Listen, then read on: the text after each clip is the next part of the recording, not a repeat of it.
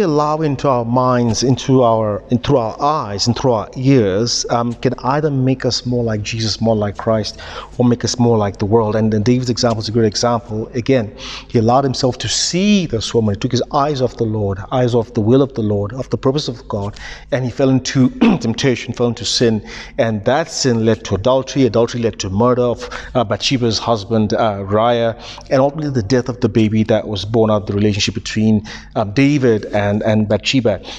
And so what we allow ourselves to see, especially in a world where we are bombarded 24/7 by all sorts of images, by all sorts of forms of entertainment, by all sorts of music and movies and videos that are largely against the purpose of God, that are largely against the will of God, that are largely unholy.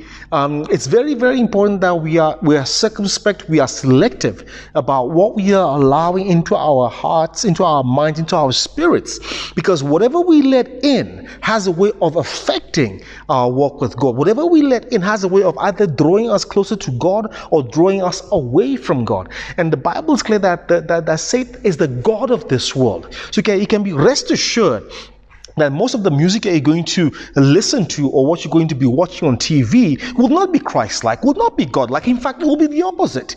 And the Bible is also clear that Satan has a way of presenting himself as an angel of light. So it might seem like it's good and it's cool and it's great, but the reality is that behind that the enemy makes that looks attractive, behind it is poison. Behind it is spiritual death. So we have to be very careful what we are looking at, what we're listening to, especially in the world today. And Romans 12:2 says,